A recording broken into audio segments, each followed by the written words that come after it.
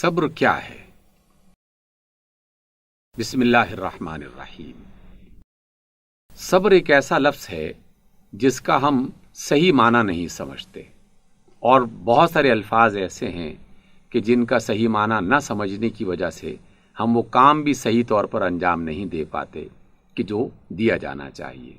صبر کا عمومی طور پر یہ معنی سمجھا جا رہا ہے کہ اس کا مطلب ہے برداشت کرنا۔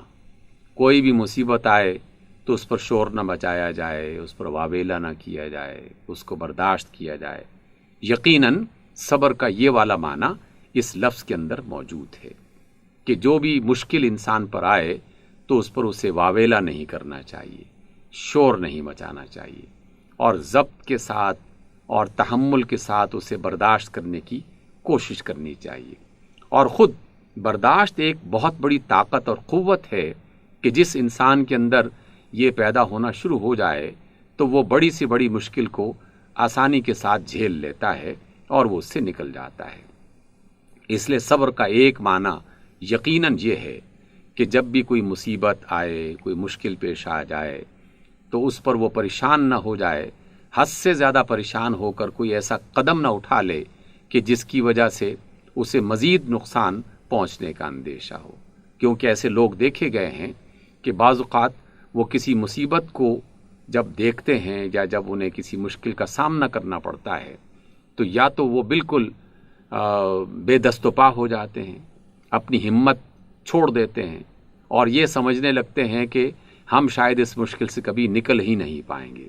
اس کم ہمتی کی وجہ سے اور بے ہمتی کی وجہ سے وہ مزید مشکلات کا شکار ہو جاتے ہیں، اور بعض اوقات وہ باقاعدہ اللہ تعالیٰ سے شکوہ کرنے لگتے ہیں اور ایسے الفاظ بھی اپنی زبان سے ادا کر بیٹھتے ہیں کہ جو ان کے اسلام کو نقصان پہنچاتا ہے اور وہ کفر کی حالت میں چلے جاتے ہیں۔ تو یقیناً یہ بے صبری اللہ تعالیٰ کو پسند نہیں ہے۔ لیکن صبر کا صرف یہی معنی نہیں ہے کہ تکلیف کو برداشت کیا جائے۔ صبر کا اس سے بڑا معنی جو ہے وہ ہے استقامت، اور استقامت کا مطلب ہے کہ جب بھی آپ نے کسی صحیح بات کو جان لیا، کسی صحیح راستے کو پہچان لیا، کسی صحیح کام کے بارے میں پہچان حاصل کر لی، تو پھر اس صحیح بات پر ڈٹ جائیں، اس صحیح راستے پر گامزن رہیں، اس صحیح کام کو کرتے رہیں، اور کبھی بھی اپنے قدموں میں اور اپنے راستے میں کمزوری محسوس نہ کریں، پوری ثابت قدمی کے ساتھ اس سچی بات پر قائم رہیں۔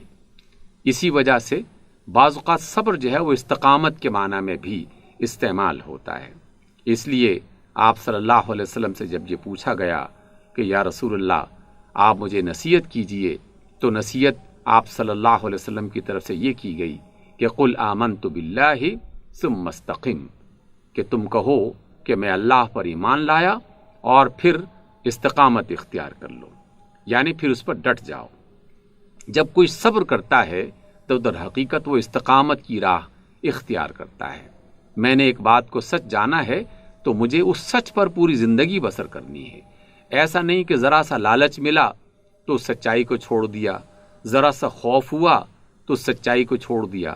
اگر وہ سچ ہے اور مجھے یقین ہے کہ یہ سچ ہے تو مجھے اس حق کی پاسداری کرنے کے لیے، اس کا ساتھ دینے کے لیے نہ کسی خوف کو سامنے رکھنا چاہیے اور نہ کسی لالچ سے متاثر ہونا چاہیے۔ جو چند پیسوں کے عوض سچائی کو چھوڑ دے یا کسی خوف کی وجہ سے سچائی کو نظر انداز کر دے، وہ شخص صابر نہیں ہے۔ اور اللہ رب العزت کا فرمان ہے کہ ان اللہ مع الصابرین، کہ اللہ تعالیٰ استقامت اختیار کرنے والے، صبر کرنے والوں کے ساتھ ہے۔ استقامت کا ایک مطلب یہ بھی ہے کہ جب بھی کوئی شخص کام کرنا چاہے تو اسے مستقل مزاجی کے ساتھ کرے۔ مستقل مزاجی بذات خود اللہ تعالیٰ کی طرف سے ایک بہت بڑی نعمت ہے، اور انسان پر ایک بہت بڑا احسان ہو جاتا ہے جسے یہ نعمت مل جائے۔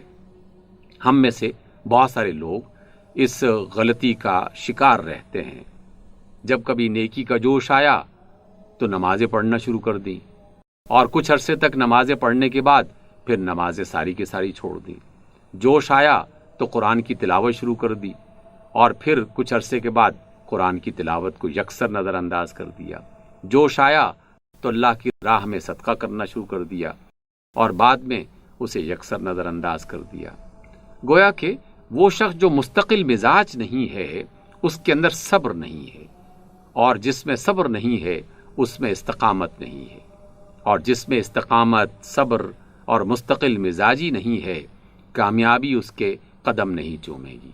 دنیا میں بڑے لوگ بہت زیادہ کام نہیں کرتے، بلکہ دنیا میں بڑے لوگ مستقل مزاجی کے ساتھ کام کرتے رہتے ہیں، چاہے وہ تھوڑا تھوڑا ہی کیوں نہ کرتے رہیں۔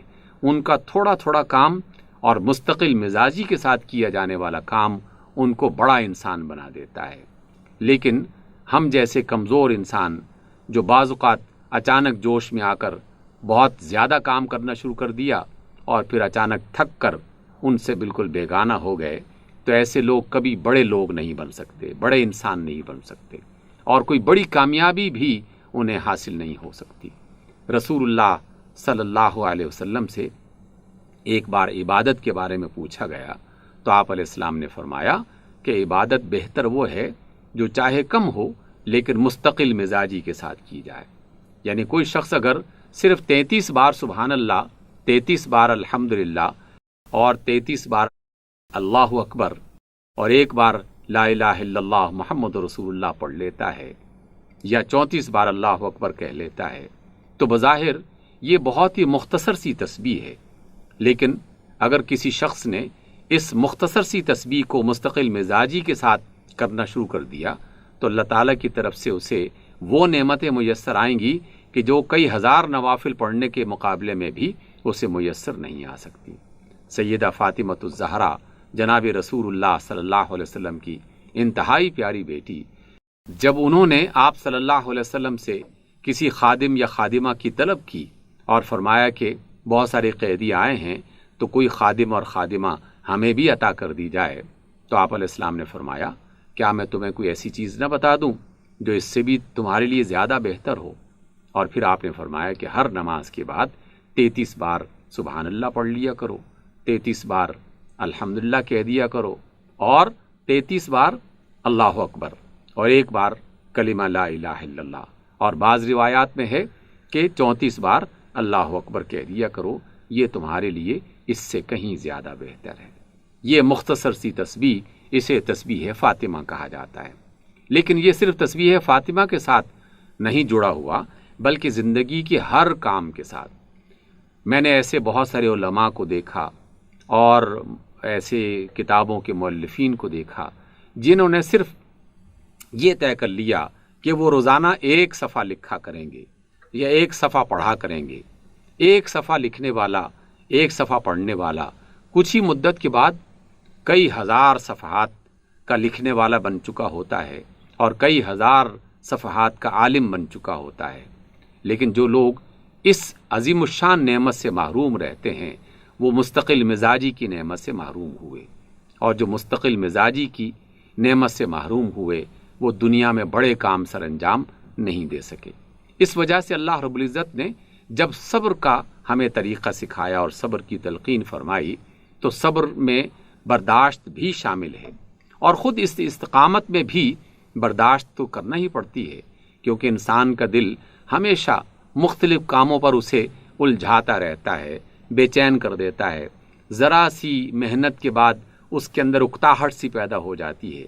لیکن جو لوگ اپنے دل کی اس کیفیت پر قابو پا لیتے ہیں اور مستقل مزاجی کے ساتھ وہ کام کرتے رہتے ہیں تو یقیناً ان کی زندگی بہتر ہو جاتی ہے۔